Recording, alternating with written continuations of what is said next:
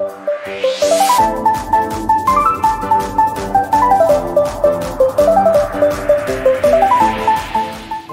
namamu ya Tuhan, besarlah ajaiblah Engkau Tuhan. Allah kami yang hidup, Allah kami yang kami kenal dalam Yesus Kristus.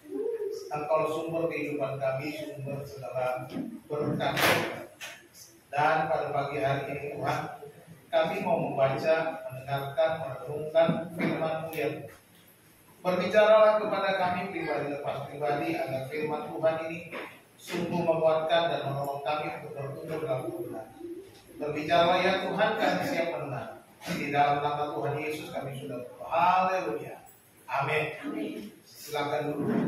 Selamat pagi, shalom. Puji nama Tuhan. Saudara-saudara, hari ini khotbah saya judulnya Tuhan sumber berkat. Amin.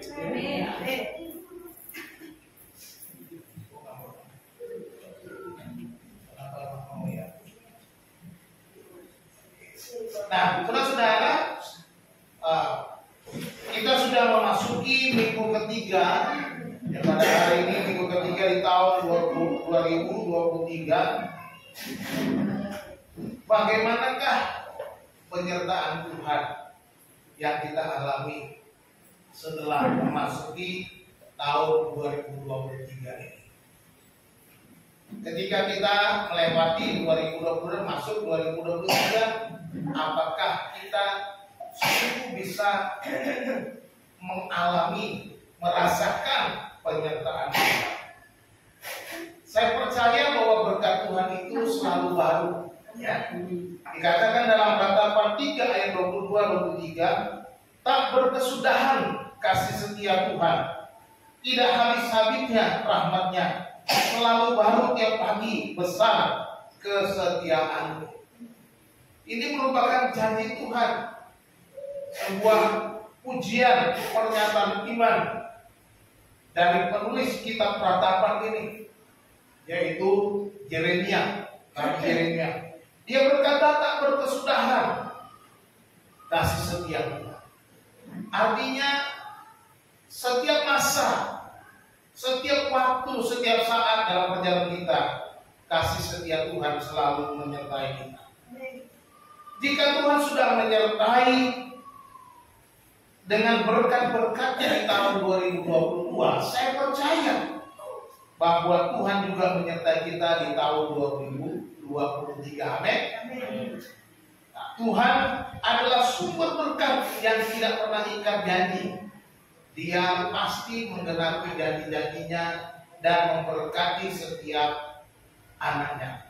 Nah, oleh sebab itu hari ini kita berkatnya akan diberikan kepada kita umatnya, sebagaimana kita bisa baca di dalam Mazmur 133.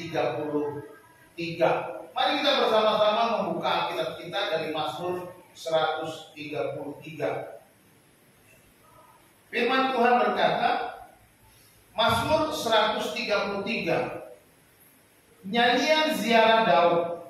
Sungguh alangkah baiknya dan indahnya apabila saudara diam bersama dengan rukun, seperti minyak yang baik di atas kepala meleleh ke janggut, yang meleleh ke janggut Harun dan ke leher jubahnya, seperti embun gunung Hermon yang turun ke atas gunung-gunung Sion.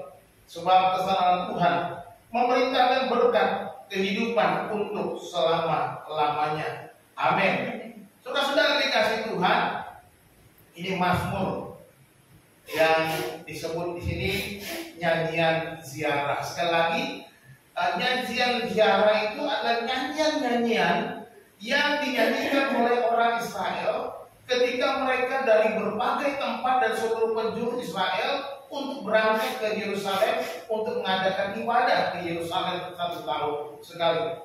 Dan Mazmur 133 ini salah satu jadi menjadi nyanyian mereka dalam perjalanan mereka, di mana dikatakan sungguh alangkah baiknya dan indahnya apabila saudara-saudara seiman, saudara-saudara diam bersama dengan rukun, seperti minyak, seperti embun di gunung Hermon, katanya, ke atas gunung-gunung Sion. Kesanalah Tuhan memerintahkan berkat-berkatnya. Ini sebuah nyanyian supaya mereka menikmati ketika mereka berangkat ke ke Yerusalem, berkat Tuhan itu menyertai mereka. Nah, bagaimanakah cara Tuhan memberkati kita, umatnya? Ada 3 hal yang harus kita ingat di dalam pelajaran kita pada hari ini. Yang pertama, Tuhan memberkati kita jika ada kebulatan hati. Ya, ada kebulatan hati. Dikatakan sungguh alangkah baiknya dan indahnya apabila saudara-saudara diam bersama dengan rukun. Ini menggambarkan kebulatan hati dengan sebuah pernyataan sungguh alangkah baiknya dan indahnya apabila ada persyaratan, ya.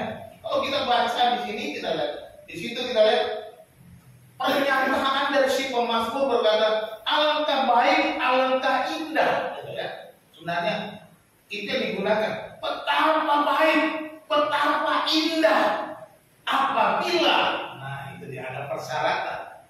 Jadi kalau ini menunjukkan ini tidak bisa terjadi kalau tidak ada kebulatan hati.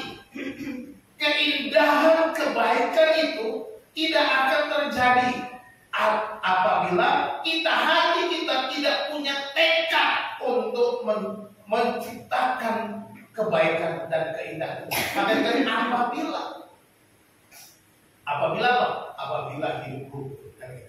Jadi ada suatu usaha atau kebulatan hati untuk kita mengerti, ya. Dikatakan itu ini sebuah keadaan yang pertama, betapa baik.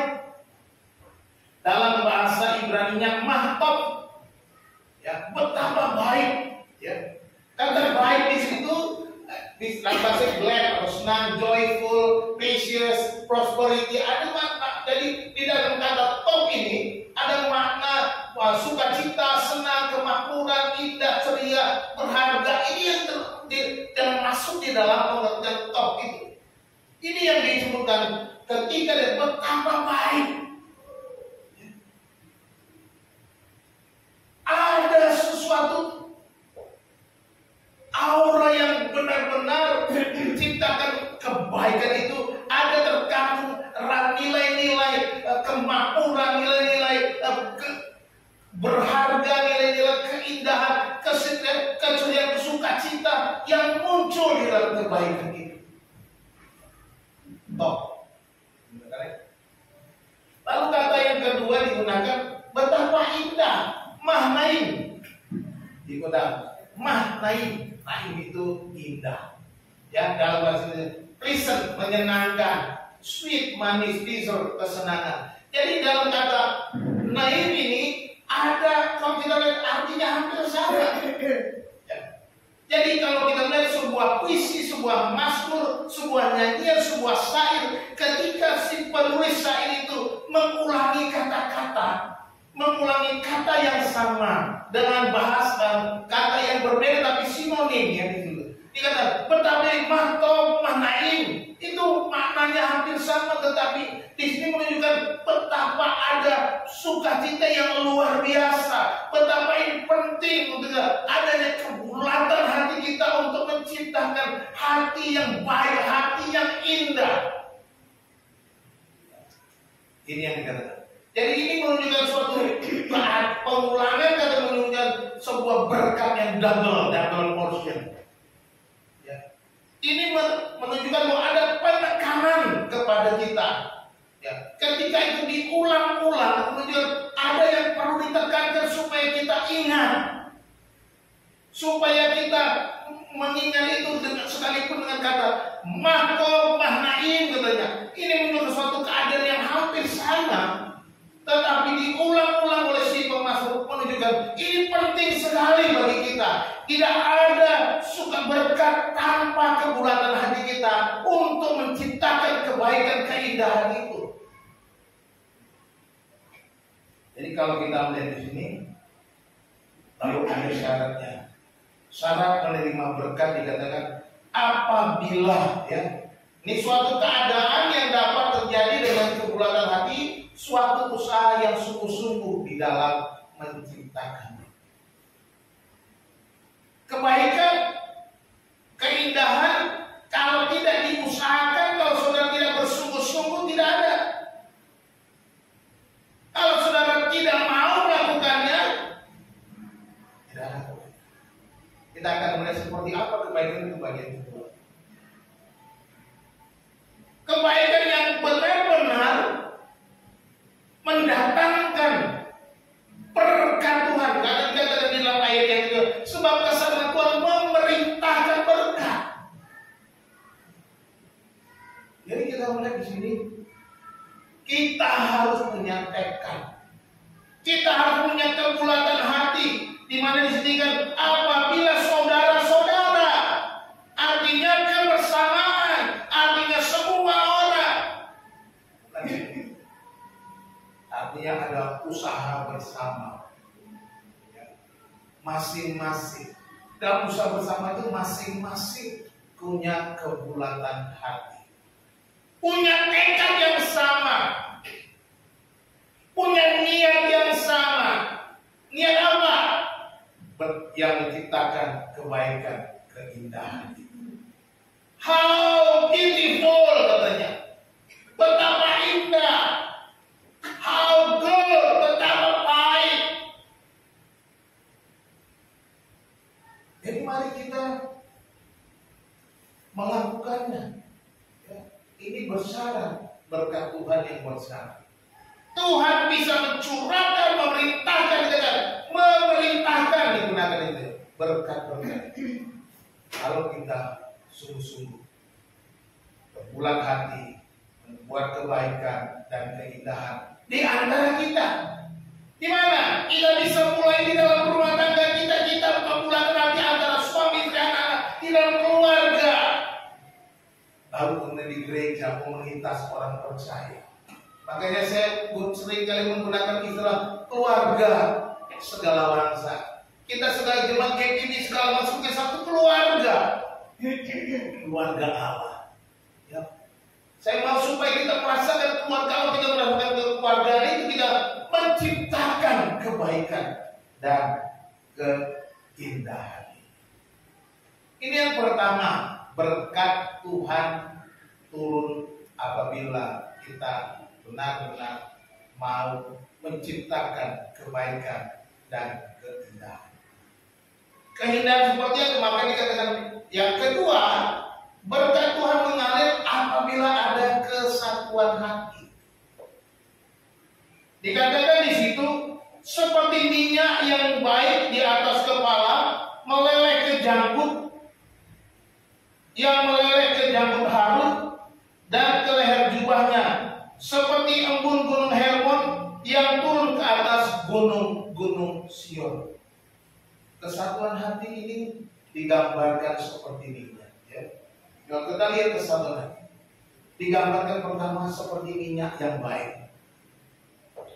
Minyak yang baik katanya, minyak itu katanya dia meleleh dari kepala ke janggut, meleleh ke janggut Harun, lalu ke leher jubahnya.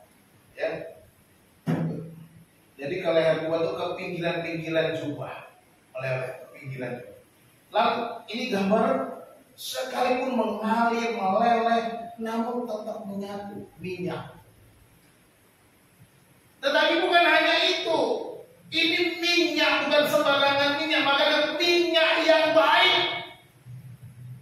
Minyak yang berminyak, kalau bicara minyak pengurapan kepada Allah, minyak yang khusus. Dan ketika minyak itu dituangkan ada aromanya. Ada aromanya, ada harum semerbaknya. Jadi kesatuan itu harus menampak, harus terasa, harus orang bisa melihat aromanya. Bisa kelihatan aroma. Ya. Kesatuan itu betul-betul kelihatan aromanya tercium ke seluruh ruangan. Ini yang dimaksudkan ketika dituangkan minyak dan kemudian seperti air, seperti embun gunung Hermon yang mengalir, yang turun ke atas gunung-gunung Sion. Coba tolong klik peta di bawahnya. Ya, itu dia. Bukan peta, lihat gambar di bawahnya. Kita mau lihat gambar. Nah, ini gunung Hermon. Gunung Hermon. Di atasnya ada banyak salju. Ini adalah gunung tertinggi yang ada di Palestina, Gunung Hermon ini. Si pemazmur berkata, seperti ampun Gunung Hermon. Mungkin dia melihat salju putih yang ada di atas Gunung Hermon itu, yang turun ke bukit-bukit Sion. Bukit Sion di mana? Bukit Sion itu ada di Yerusalem. Turun. Coba lanjut gambar berikutnya. Nah, kalau lihat ini peta, Gunung Hermon itu ada di atas sini. Gunung Hermon di atas, tapi ada di Yerusalem di sini. Ya. Baik, ini ada Israel di utara dan ini Yehuda di selatan. Jadi di gambar seperti Gunung Hermon, Gunung Hermon mengalir turun ke atas gunung ke bukit-bukit Sion. Ini salju Gunung Hermon ini sering mencair, dia mengalir ke Sungai Yordan, mengalir terus di Sungai Yordan di sini. Masuk ke Danau Galilea, Sungai Yordan, masuk ke Laut Mati. Ini mengairi seluruh wilayah Bukit Sion yang ada di sini, Yerusalem. Ini gambaran apa? Ini gambaran kesatuan yang menyeluruh. Sekalipun umat Israel itu menyebar dari utara sampai ke selatan, bangsa Israel ada di situ, tetapi berkat Tuhan mengalir dari utara ke selatan, katanya. Berkat itu bisa mengalir terus menerus dan tidak akan habis-habis. Dia akan terus mengalir dari utara sampai selatan, mengaliri semua umat Tuhan yang ada di Israel ini.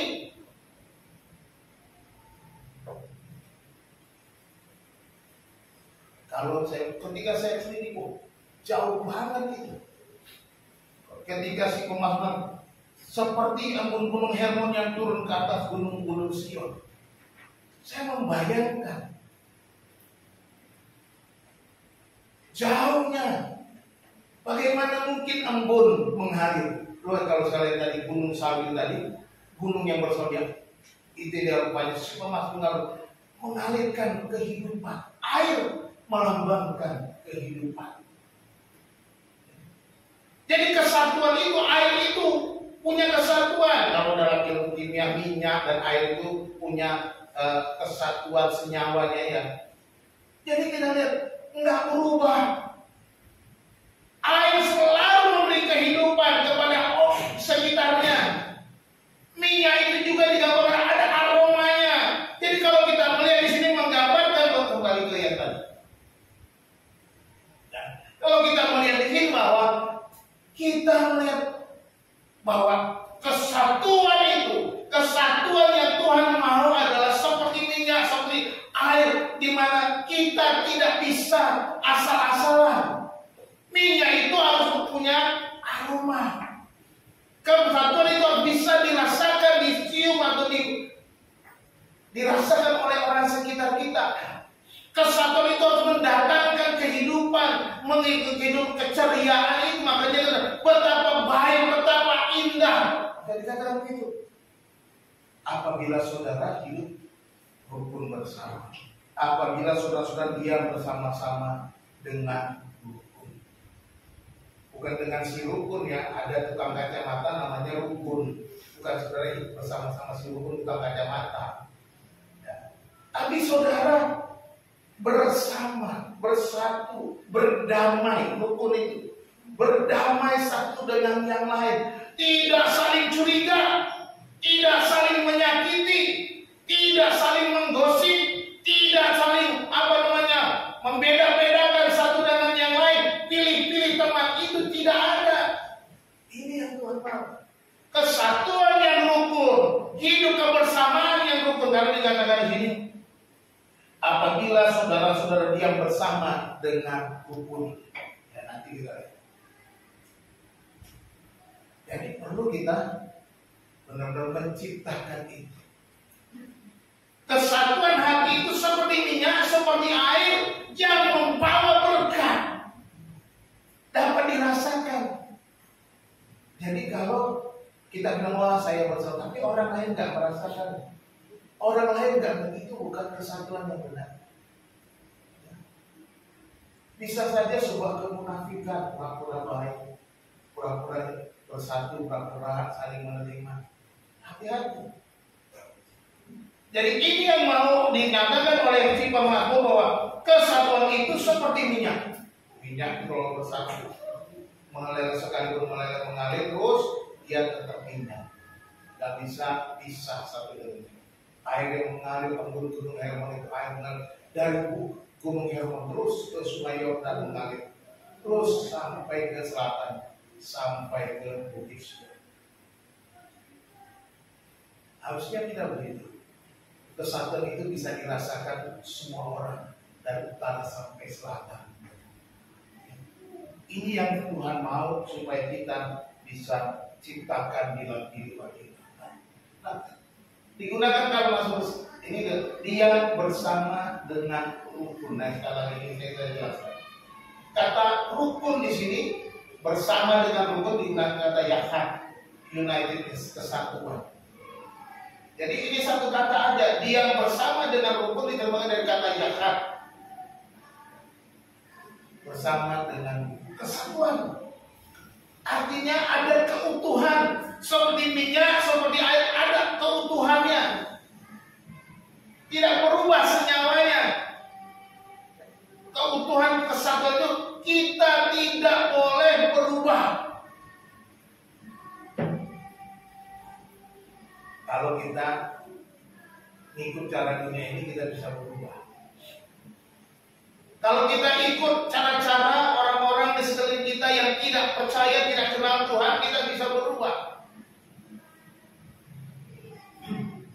Tetapi sebagai orang percaya yang sungguh-sungguh percaya kepada Tuhan, seharusnya kita tidak pernah berubah. Karena kita disatukan oleh Roh Kudus. Amin. Disatukan oleh Roh Kudus. Ini bukan kata yahad. Kalau satu dalam bahasa Ibrani echad, dalam bahasa Arabnya ahad. Nah, makanya kalau ahad, echad itu bahasa Ibrani, bahasa Arab ahad. Makanya hari pertama hari ahad. Orang Ibrani juga bilang echad itu hari pertama, hari Senin, hari Minggu. Ya, hari Minggu itu hari pertama, echad. Makanya Sabtu menjadi hari Sabat. Kita bilang Sabtu. Ya, sebenarnya dari Sabtu dan Sabat, hari istirahat. Nah, saudara sudah dikasih Tuhan. Jadi kita melihat di sini bahwa ini adalah kesatuan yang betul-betul nampak. Kebersamaan yang rukun itu benar-benar satu. Jadi bukan sekedar rukun, tapi kesatuan benar-benar kita bisa rasakan. Kita tidak membedakan satu dengan yang lain. Kita tidak menyakiti teman kita, tidak menyakiti anggota keluarga kita, tidak menyakiti, ada kesatuan. Maka diterjemahkan bersatu bersama dengan rukun. Ya. Paulus juga mengingatkan kita di dalam Filipi pasal 2 ayat yang kedua dikatakan, karena itu sempurnakanlah sukacitaku dengan ini, hendaklah kamu sehati sepikir dalam satu kasih, satu jiwa, satu tujuan. Di sini digambarkan seperti Kristus. Kalau kita baca konteksnya kita pilih pasal 2, dengan sempurnakanlah sukacitaku dengan ini, seperti Kristus itu. Kesatuannya seperti Yesus Kristus. Ya. Sehati sepikir, satu kasih, satu jiwa, satu tujuan. Ini yang harus diciptakan sebagai komunitas orang percaya. Nah, kalau kita menciptakan ini, makanya berkat-berkat Tuhan mengalir. Dalam kesatuan, one accord, kita mengalami berkat-berkat Tuhan. Berkat-berkat mengalir, Tuhan akan memerintahkan berkatnya ketika ada kesatuan di dalam keluarga Allah, ketika ada kesatuan dan keluarga Kristen, ketika ada kesatuan dan keluarga orang-orang percaya dimanapun berada. Gambarannya seperti kesatuannya seperti minyak dan air. Minyak yang punya aroma, air yang memberikan kehidupan. Ini kesatuan. Kemanapun kita melangkah, ada aroma. Kemanapun kita melangkah, kita membawa kehidupan. Jangan membawa pertengkaran. Jangan membawa perselisihan, jangan membawa kerusuhan, kemarahan, tetapi membawa persatuan. Persatuan itu harus nampak. Ketika orang kita hadir oleh ini orang yang selalu menyatukan. Ketika kita ada di mana orang merasakan wah ini memberikan kesatuan dalam kehidupan kita. Ini yang Tuhan mau. Jadi ini nyanyian ziarah persaudaraan yang bukan sekedar kita nyanyikan atau kita bacakan, tapi harus kita nyatakan di dalam kehidupan kita. Nah, berkat Tuhan mengalir di tengah kesatuan hati umat. Berkat Tuhan akan mengalir kepada kita. Berkat Tuhan akan tercurah kepada kita. Berkat Tuhan akan mengalir di dalam setiap rumah tangga kita. Kalau kita mau menciptakan kesatuan. Lompat ke yang ketiga, tolong. Yang ketiga. Pertanyaan tadi sudah ya. Yang ketiga, berkat Tuhan itu mengalir karena kemurahan Tuhan. Amin. Karena kemurahan Tuhan. Dikatakan sebab kesanalah Tuhan memerintahkan berkat kehidupan untuk selama-lamanya. Perhatikan di situ. Berkat itu karena kemurahan Tuhan yang memerintahkan. Berkat Tuhan itu karena Tuhan yang perintah, kemurahan Tuhan saja. Karena kemurahan Tuhan, Tuhan perintahkan berkat yang mengalir ke tempat-tempat yang Tuhan mau. Ke keluarga orang percaya yang menyatakan kesatuan di dalam tubuh Kristus. Kesatuan sebagai orang percaya. Kesatuan sebagai keluarga Allah. Kesatuan yang membawa dampak yang baik di tengah-tengah masyarakat.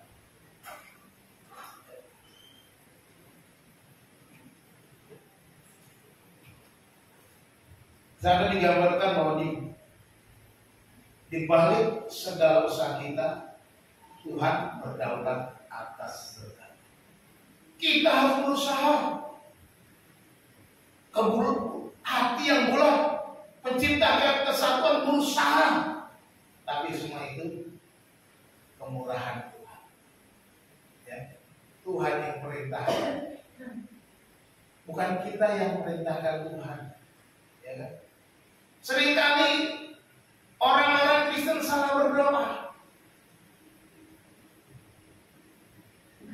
Orang-orang Kristen salah berdoa karena seringkali memerintah Tuhan. Jadi terbalik. Ini siapa yang berkuasa? Perintah Tuhan. Tuhan, saya akan begini. Kalau begini, dia perintah Tuhan, diatur Tuhan. Dia kasih syarat sama Tuhan. Nggak bisa begitu. Tetapi di sini dikatakan bahwa ketika kita menciptakan kesatuan hati itu, menciptakan kesatuan yang membawa dampak yang luar biasa itu, maka Tuhan yang memerintahkan berkat. Ini hak Tuhan. Tuhan yang mengalirkan berkatnya. Kesanalah Tuhan memerintahkan berkat-berkatnya yang digunakan tadi. Kesanalah Tuhan memerintahkan berkat. Jadi harus kita ingat bahwa bukan kita yang ngatur Tuhan. Bukan kita yang ngancam Tuhan. Tuhan, kalau saya tidak diberkati, kalau saya tidak bisa begini begitu, saya tidak mau lagi ikut Tuhan. Saya tidak mau lagi berangkat gereja. Saya nggak mau. Terserah kata Tuhan. Yang rugi siapa? Yang rugi kita sendiri. Semakin kita menjauh dari Tuhan, semakin kita menghindar dari Tuhan, semakin hidup kita akan kacau.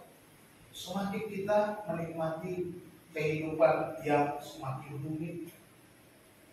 Tetapi ketika kita bersandar penuh kepada Tuhan, ketika kita berserah kepada Tuhan, ketika kita hidup di dalam takut akan Tuhan, maka Tuhan yang memerintahkan berkat-berkat. Tuhan yang mengalirkan berkat. Kata pemerintah itu dari kata apa? Itu komen, recharge, itu atau membayar harga. Oh, saya melihat, wah, Tuhan bayar harganya. Ketika kita hidup dalam Tuhan, Tuhan bayar. Luar biasa. Ini.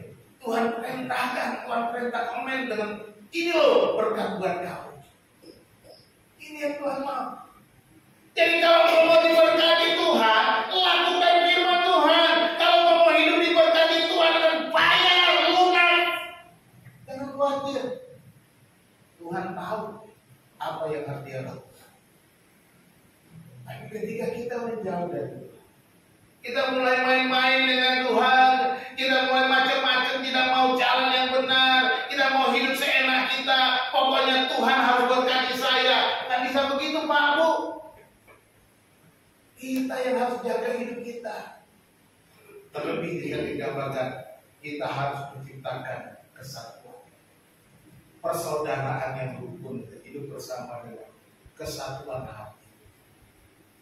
Nah, ketika kita sudah berusaha, ketika kita pulang hati, ketika kita sudah melakukan yang terbaik, Tuhan bayar. Tuhan bayar. Apa yang kurang dari Tuhan? Betapa baiknya Tuhan itu. Jadi Tuhan bayar harga. Berkat Tuhan itu adalah kemurahan Tuhan. Dia bayar harganya. Kemurahan yang dia kasih. Dia tahu upah yang mana yang akan kita terima. Luar biasa. Dia tidak menahan upah setiap orang. Amin. Dia tidak menahan upahmu. Sekalipun mungkin engkau berkata, Tuhan aku sudah begini dan begitu, kenapa begini? Tuhan tidak terlambat. Sabar. Sabar. Tuhan tahu kapan dan waktu yang terbaik untuk memberkati, untuk memberitakan. Ini kemurahan Tuhan. Jangan mengeluh. Jangan bersungut-sungut. Jangan takut, jangan khawatir. Tadi pagi saya dengar renungan di radio itu. Pagi. Padahal kalau tiap pagi sebelum berangkat dengar hotline jam 7 itu ada renungan pendek kok. 20 menit. Saya jadi sempat mendengar. Hari ini topiknya adalah mengalahkan ketakutan. Seringkali kita takut.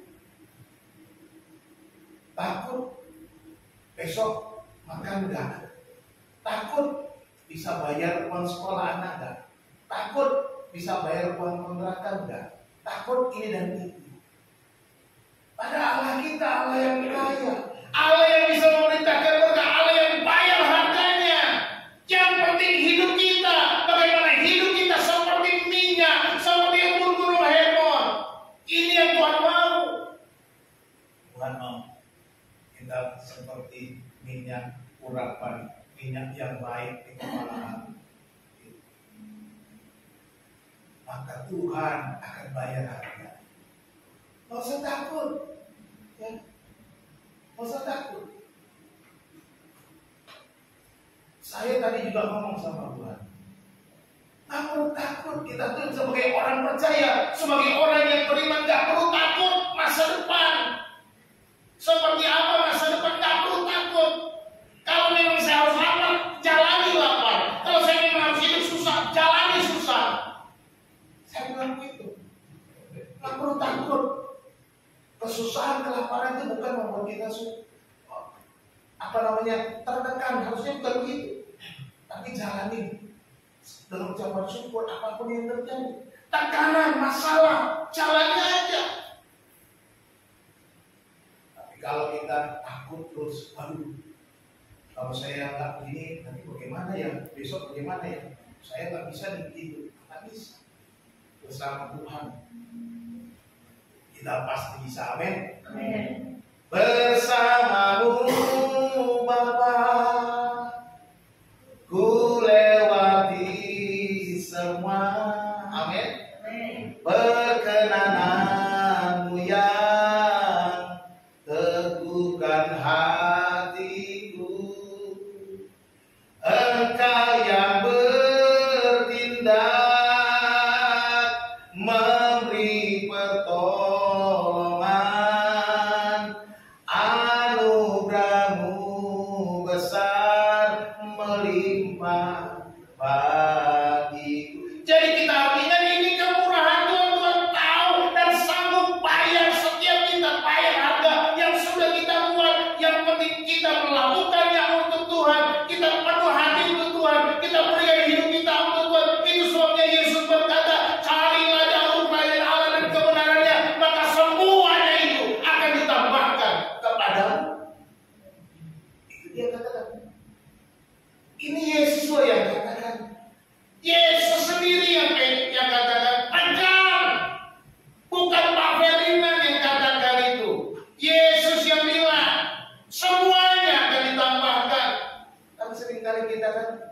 seperti itu, khawatirnya lebih besar daripada mau cari kerajaan Allahnya. Makanya sudah bilang, jangan khawatir, jangan khawatir, jangan khawatir.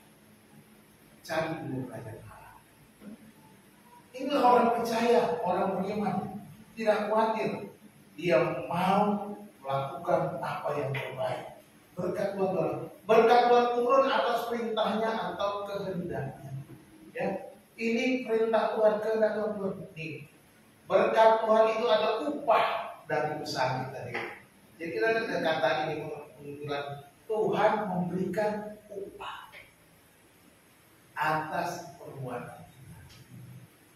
Jadi apa yang kita perbuat, apa yang sudah saudara lakukan, apakah saudara mau menciptakan kesatuan yang rukun itu? Apakah saudara mendatangkan kebaikan, mendatangkan keindahan?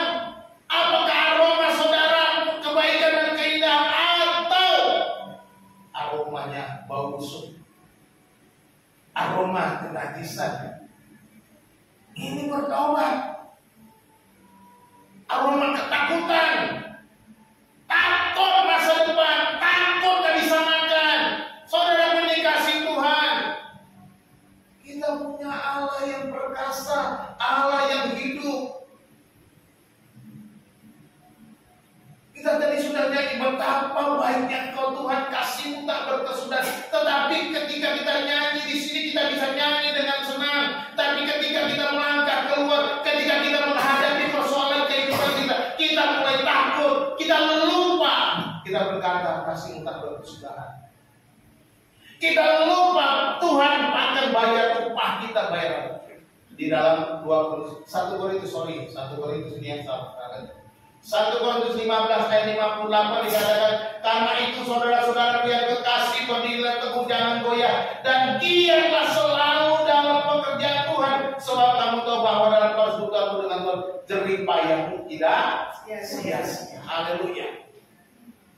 Dalam persekutuanmu dengan Tuhan, jerih payahmu tidak sia-sia. Ketika kamu menciptakan kesatuan kebersamaan yang rukun, jerih payahmu tidak sia-sia, pengorbananmu tidak sia-sia, kebersamaan terus nampak di antara kita.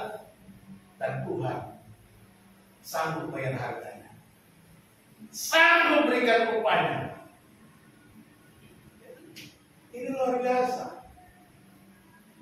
Ternyata bukan sekedar kata-kata atau kata-kata mutiara ini ayat Alkitab.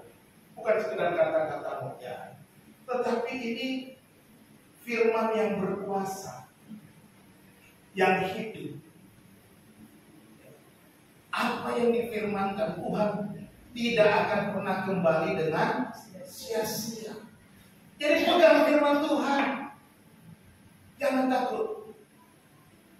Langkah, hidup dalam Tuhan. Allah betul nampak aroma apa? Minyak yang baik. Ampun terasa. Jangan ketika engkau ada di tengah-tengah keluarga adanya bau busuk. Di tengah-tengah gereja adanya bau busuk. Di sekolah bau busuk. Di tempat kerja bau busuk.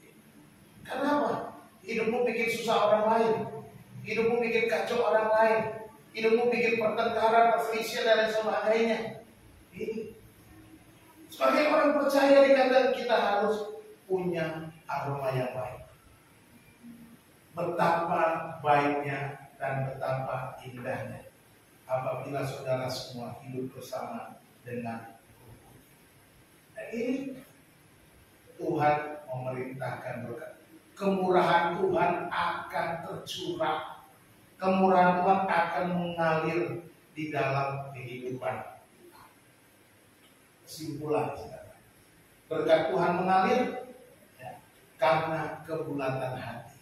Ya, artinya kita harus menciptakan kesatuan dan kerukunan di dalam lingkungan di mana kita berada dengan tekad yang bulat. Ciptakan, usahakan di mana engkau ada. Sebab saya percaya setiap kita ada di mana saja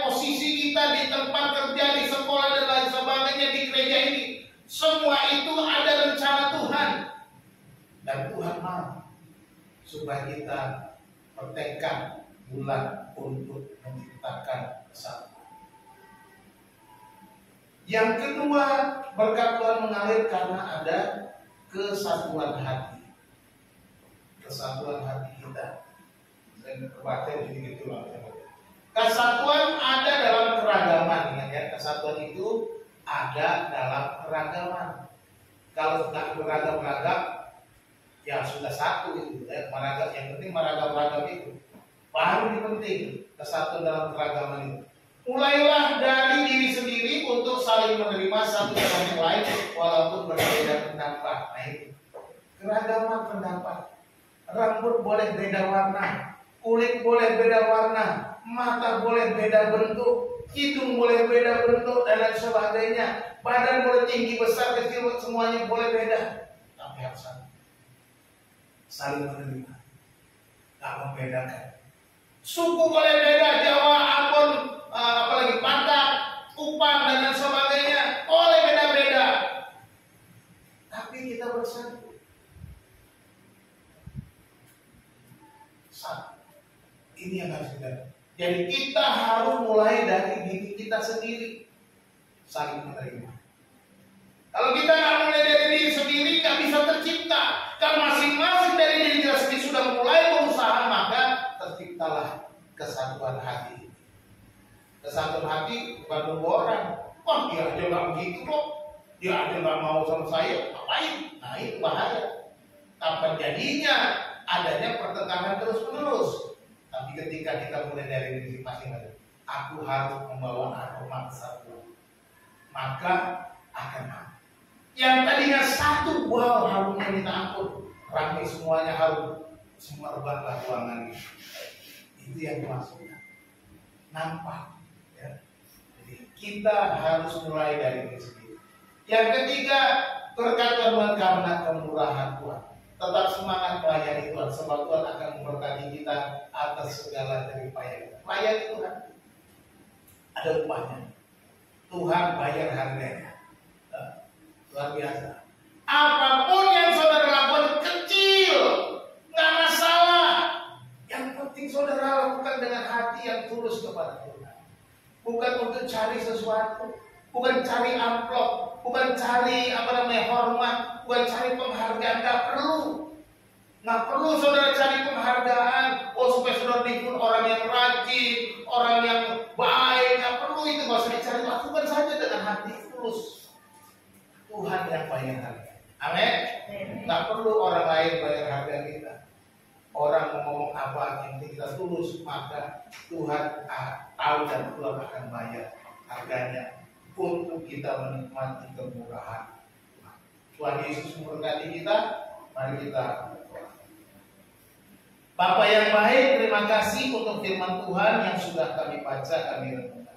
Kami bersyukur kepada Tuhan untuk firman Tuhan pagi hari.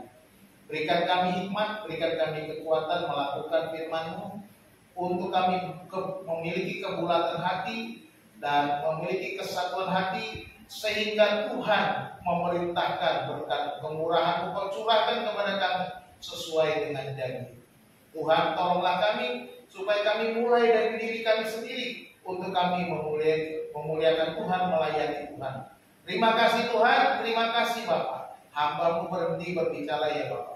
Biarlah Roh Kudus Engkau terus berbicara kepada kami, menolong kami di setiap langkah kehidupan kami. Terpujilah Engkau Tuhan, hanya di dalam Kristus Yesus Tuhan kami berdoa kepada-Mu Bapa. Haleluya. Amin.